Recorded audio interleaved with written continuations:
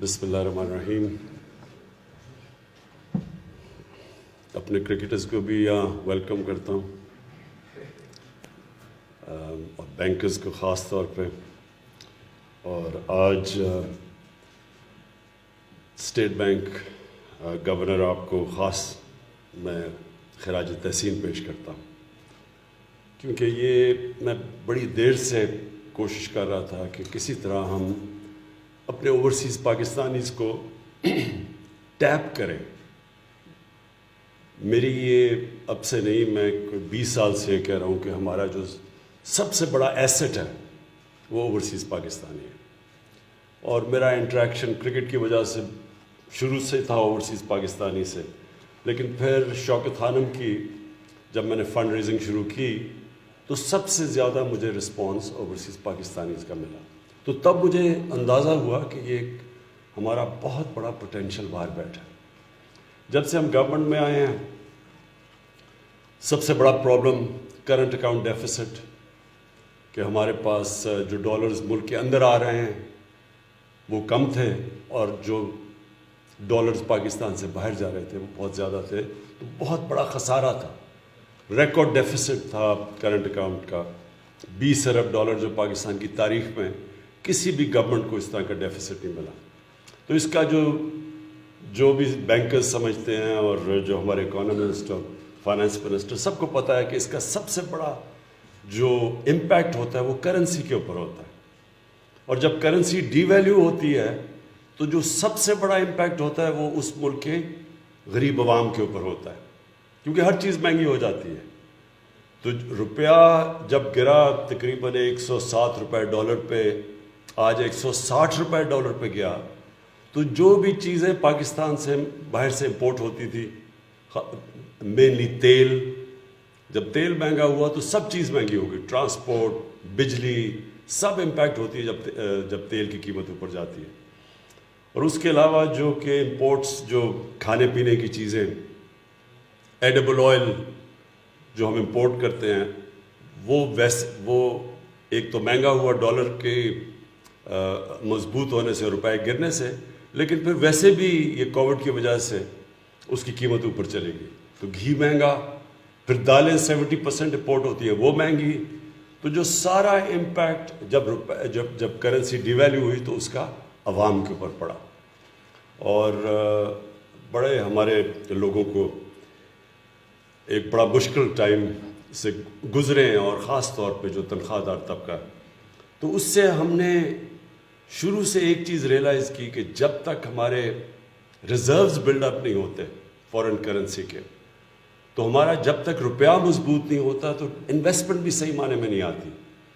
کیونکہ انویسٹمنٹ جو ملک کی گروتھ ریٹ بڑھاتی ہے، انویسٹمنٹ تو تب آتی ہے جب لوگ، خاص طور پہ جن کے ڈالرز میں پیسے پڑے ہوں یا جنہوں نے باہر سے پیسہ پاکستان میں انویسٹ کرنا ہو، تو اگر وہ ڈالر سے کنورٹ کر کے روپے میں انویسٹ کریں گے اور انہیں پتہ چلے گا کہ اگر روپے نے گری جانا ہے تو وہ ڈالر بھی رکھتے ہیں. تو اس لیے انویسٹمنٹ بھی رک جاتی ہے جب کرنسی فلکچویشن ہوتی ہے. تو شارٹ ٹرم میں، کیونکہ لانگ ٹرم میں تو اس کا صرف ایک ہی راستہ ہے کہ ہم اپنی ایکسپورٹس بڑھائیں. اور مجھے بڑی خوشی ہے اس کی، اور میں خاص طور پہ کامرس منسٹری کو داد دینا چاہتا ہوں کہ ہماری ریکارڈ امپرومنٹ ہوئی ہے ایکسپورٹس کے اندر. اور اس ٹائم کے اوپر ایکسپورٹس بڑھی ہیں جب کہ ساری دنیا میں کرونا کی وجہ سے برے حالات ہیں دنیا کی اکانومیز کے.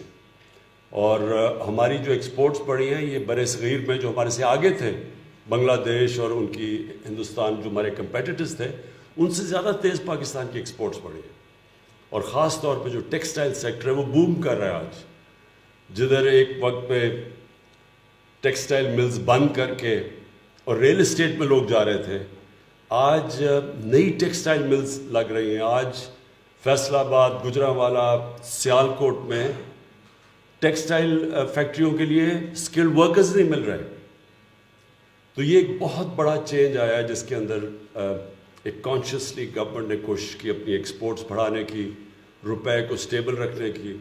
اور روپے کو سٹیبل رکھنے میں یہ جو روشن ڈیجیٹل اکاؤنٹس کا جو انیشیٹو لیا اسٹیٹ بینک نے، میں خاص طور پہ آج اس لیے آپ کو رضا خراج تحسین پیش کرنا چاہتا ہوں کہ کہ میں آتے ساتھ ہی پہلے دن سے شروع ہوا تھا کہ کسی طرح پاکستان اوورسیز پاکستانیز کو ٹیپ کرو، لیکن وہ ہم نئے آئے تھے، اتنی اور چیزیں تھیں، اور صحیح معنی میں ہم نے وہ مارکیٹ بھی نہیں کیا جب ہم نے شروع کیا یہ لیکن ابھی اس میں بہت بڑا پوٹینشیل باقی ہے.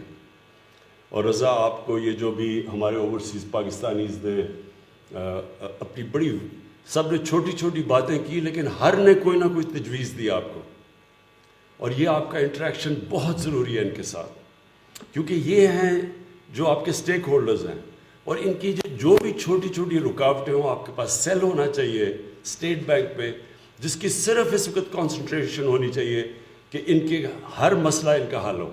اور یہ جو چھوٹی چھوٹی آپ کو تجویزیں دیتے ہیں، اس سے جتنا آپ سہولت پیدا کریں گے اوورسیز پاکستانیز کے لیے، خاص طور پہ جو ہمارے ورکرز ہیں، جن کے جو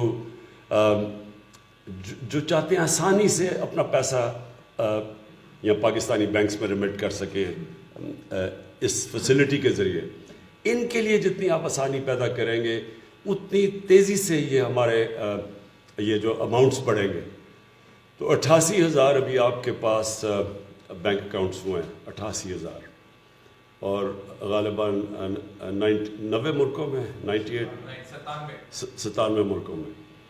تو اگر اسی ریٹ پہ اگر ہم چلتے گئے تو مجھے جو سب سے بڑی خوشی یہ ہے کہ ہماری اسٹیبلٹی اپنی، کیونکہ ہم نے قرضے، ایک تو بوجھ اتنا قرضوں کا پڑا ہوا ہے، ہماری حکومت نے اب تک، حفیظ یہ مجھے کریکٹ کر دیں، کہ ہم نے ریکارڈ پاکستان کے قرضے واپس کیے ہیں. کبھی بھی پاکستان کی تاریخ میں کسی گورنمنٹ نے اتنے زیادہ قرضے واپس نہیں کیے. میں فورن لونز کی بات کر رہا ہوں. اب تک ہم $20 ارب 2.5 سالوں میں واپس کر چکے ہیں. ٹوٹل 6,000 ارب روپے قرضوں کی قسطیں دے بیٹھے ہیں ابھی تک. تو یہ بھی ایک میریکل ہے کہ آج اللہ کا شکر ہے کہ گورنمنٹ اتنے بڑے قرضے کے بوجھ کے باوجود سارے جو ہمارے اکنامک انڈیکیٹرز ہیں وہ پازیٹیو ہو گئے. یہ کوئی بھی نہیں ایکسپیکٹ کر. اور اس کے علاوہ کرونا کا چیلنج علیحدہ، جو کرونا سے ڈیوسٹیشن ہوئی ہے دنیا کے اندر. میں دیکھ رہا تھا کہ ہندوستان کی جو اکانومی ہے وہ 10% گری ہے، 10% مائنس میں گئی ہے. انگلینڈ کے اندر ان کو 300 سال میں سب سے زیادہ بڑی ریسیشن آج 300 سال کے بعد اتنی بڑی ریسیشن آئی ہے. اور ہم وہ اللہ کا خاص کرم ہے ہمارے ملک میں کہ اس کے باوجود کہ اتنے چیلنجز تھے، آج پاکستان کی اکانومی ایک پازیٹیو ڈائریکشن کی پر جا رہی ہے. اور یہ جو آج کی فنکشن ہے، میں پھر سے آپ کو سٹریس کرتا ہوں کہ یہ اس کے اوپر اب آپ کو نئی چیزیں سوچنی ہے، کس طرح آپ نے اٹریکٹ کرنا ہے. ایک تو ہیوی ایڈورٹائزنگ کیمپین، جتنی بھی ایک پلان قسم کی فوکسڈ ایڈورٹائزنگ کیمپین کریں گے اوورسیز پاکستانیز میں، اتنی تیزی سے یا آپ کے اکاؤنٹس بڑھیں گے. کیونکہ ابھی بھی لوگوں کو پوری طرح اندازہ نہیں ہے اس کا.